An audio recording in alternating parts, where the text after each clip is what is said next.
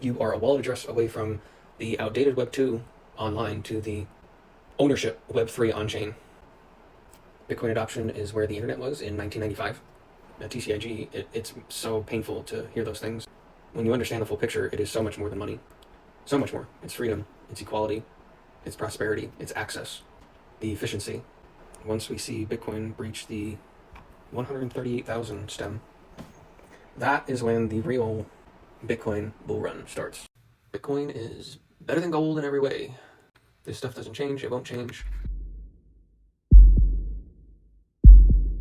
Freedom, financial inclusion, innovation, technology, AI, robotics, cybersecurity, quantum computing, gold again, energy.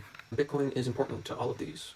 The last report showed 37%, and now it is showing 52.4% of the entire network is zero emissions, is less emission intensive than all other major global industries. And that's due to machine efficiency, which the efficiency has increased 73,000 times what it was in the beginning in 2009, which means that methane mitigation is currently offsetting 5.5% of the total network emissions. It formally recognizes the ability of Bitcoin mining companies to both help stabilize the power grids and also reduce renewable energy curtailment. For other findings, it says e-waste.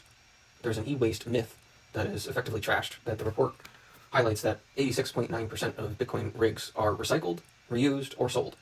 And so in total, the amount of e-waste estimated is 1,175% less. You deposit tokens into a liquidity pool on a DEX, a decentralized exchange. You earn trading fees and different incentives, and that could be 5 to 100+%. Where else do you find that? Real world assets, you deploy stablecoins into these tokenized funds, a return of passive income, 4 to 10%, and then advanced yield generation methods. There's a lot of different DeFi strategies for yield aggregating, and with the rise of AI agents, I feel like this 10 to 50% is actually pretty low. 150 billion treasury trust fund on none other but Ethereum.